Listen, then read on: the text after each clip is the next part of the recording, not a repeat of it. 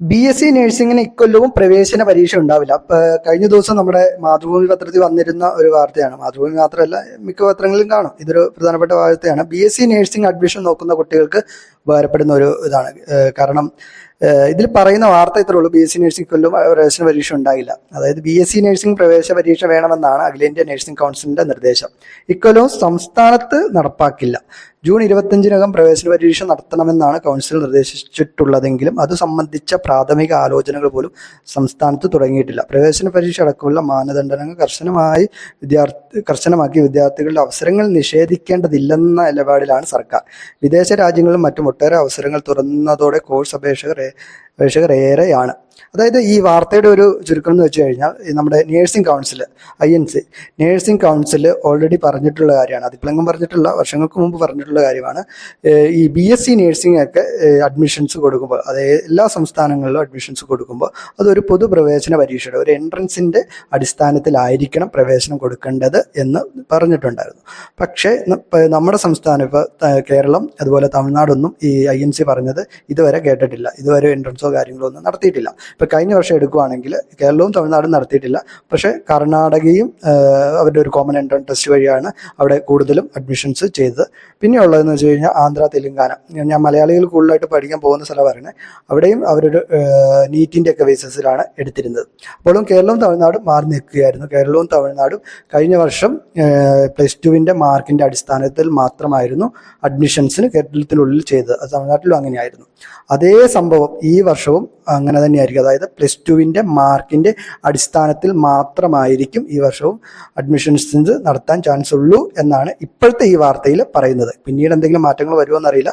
ഇപ്പോഴത്തെ ഈ വാർത്തയിൽ പറയുന്നത് ആ രീതിയിലാണ്. അത് പുതിയതായിട്ടൊരു എൻട്രൻസ് ടെസ്റ്റ് കൂടി നടത്താൻ കേരളത്തിന് താല്പര്യമില്ല എന്നാണ് പറയുന്നത്. അവർക്കത് പറയുന്നത് അത് വിദ്യാർത്ഥികളുടെ അവസരങ്ങൾ നഷ്ടപ്പെടുത്തും, അതുപോലെ തന്നെ ചെലവുകൾ കൂടും, അങ്ങനെ കുറേ കാര്യങ്ങൾ പറയുന്നുണ്ട്. എന്തായാലും ഈ വർഷവും +2 മാർക്കിൻ്റെ അടിസ്ഥാനത്തിലാണ് പ്രവേശനം നടത്താനുള്ള ചാൻസ് കൂടുതലെന്നാണ് പറയുന്നത്. അപ്പം നിങ്ങൾ ഇത് ഇപ്പോഴത്തെ വന്നിരിക്കുന്ന വാർത്തയാണ്. ഈ വാർത്തയിൽ മാറ്റങ്ങൾ ഉണ്ടാവുമോ ഇല്ലയോ എന്നറിയത്തില്ല.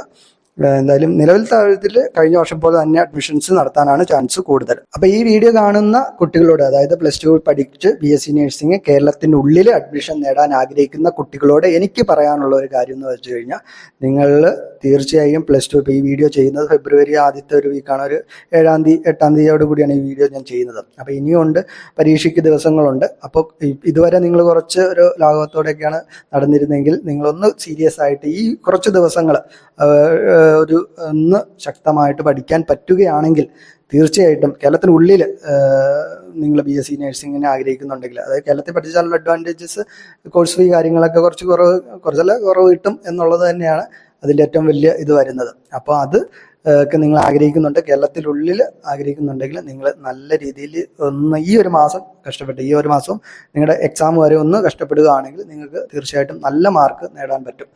ഇതിനു മുന്നേ അതല്ലെങ്കിൽ കുറച്ച് ഉഴപ്പൊക്കെ ആണെങ്കിലും അതൊക്കെ ഒന്ന് മാറ്റിവെച്ച് പഠിക്കാൻ പറ്റുവാണെങ്കിൽ തീർച്ചയായിട്ടും നിങ്ങൾക്ക് കേരളത്തിനുള്ളിൽ അഡ്മിഷൻസ് നേടാൻ പറ്റും. കാരണം ഞാനിത് പറയാനുള്ള കാരണം എന്ന് വെച്ച് കഴിഞ്ഞാൽ, എല്ലാവർക്കും, മിക്ക ആളുകൾക്കും കേരളത്തിനുള്ളിൽ പഠിക്കണം എന്ന് തന്നെയാണ് ആഗ്രഹം. കേരളത്തിന് വെളിയിൽ നല്ല വിദ്യാഭ്യാസവും നല്ല സംഭവമൊക്കെ ഉണ്ടെങ്കിലും അത് കോഴ്സ് ഫീലും കാര്യങ്ങളൊക്കെ ഇട്ട് വരുമ്പോൾ കുറച്ച് കൂടുതലൊക്കെയാണ്. ചിലവർക്കൊന്നും അഫോർഡബിൾ ആവില്ല. അപ്പോൾ അതൊക്കെ കൊണ്ട് തന്നെ മിക്കവരും കേരളത്തിൽ ഇത് വരുന്നു. പക്ഷേ കേരളത്തിലൊരു അവസ്ഥ എന്ന് വെച്ച് കഴിഞ്ഞാൽ, നമ്മളിപ്പോൾ അപ്ലൈ ചെയ്യുന്ന ആളുകളെ വെച്ച് നോക്കുകയാണെങ്കിൽ അതിൻ്റെ ഒരു പെർസെൻറ്റേജിൽ വളരെ വളരെ കുറവ് സീറ്റുകൾ മാത്രമാണ് ഇവിടെ ഉള്ളൂ, BSc നഴ്സിങ്ങിനുള്ളൂ.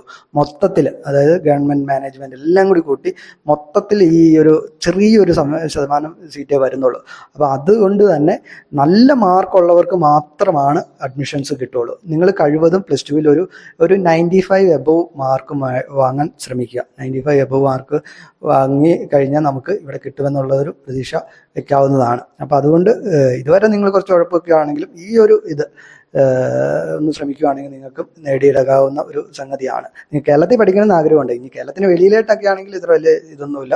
50% മേളിലുണ്ടെങ്കിൽ നിങ്ങൾക്ക് കേരളത്തിൻ്റെ വെളിയിൽ എവിടെ വേണമെങ്കിലും സീറ്റുകൾ കർണാടകയിലോ ആന്ധ്രയിലോ തെലുങ്കാനോ എല്ലാം കിട്ടുന്നതാണ്. അപ്പോൾ അത് കേരളത്തിൽ നോക്കുന്നുണ്ടെങ്കിൽ നിങ്ങൾ ഈ ഒരു മാസം ശേഷം നല്ലൊരു മാർക്ക് കൂടി നല്ലൊന്ന് എഫേർട്ട് ഇട്ട് മാർക്ക് നേടാൻ ശ്രമിക്കുക. അത് മാത്രമാണ് ഇത് ഉള്ളൂ. ഇപ്പം ഈ മാതൃഭൂമിയിൽ ഇത്തരത്തിലൊരു വാർത്ത വന്നപ്പോൾ നിങ്ങൾ ഇതൊന്നും അറിയിക്കണമെന്ന് മാത്രമേ ഉള്ളൂ. അപ്പോൾ ഇന്നത്തെ വീഡിയോ ഇത് മാത്രമേ ഉള്ളൂ. ഇത്തരത്തിലുള്ള നേഴ്സിംഗ് റിലേറ്റഡ് ആയിട്ടും മറ്റ് അഡ്മിഷൻ റിലേറ്റഡ് ആയിട്ടുള്ള കാര്യങ്ങളെല്ലാം നമ്മുടെ ഈ യൂട്യൂബ് ചാനലിൽ പറയുന്നുണ്ട്. അപ്പോൾ തീർച്ചയായിട്ടും ഇത് നിങ്ങൾക്ക് വീഡിയോ ഇഷ്ടപ്പെട്ടെങ്കിൽ നമ്മുടെ ഇതൊന്ന് ഫോളോ ചെയ്യുക. എന്തെങ്കിലും ഡൗട്ടുകളൊക്കെ ഉണ്ടെങ്കിൽ ഇൻസ്റ്റാഗ്രാമിലോ അതല്ലെങ്കിൽ മറ്റ് മീഡിയത്തിലൂടെ നമ്മളോട് ചോദിക്കാവുന്നതാണ്. സമയം അനുസരിച്ച് നമുക്കത് ക്ലിയർ ചെയ്യാം. താങ്ക്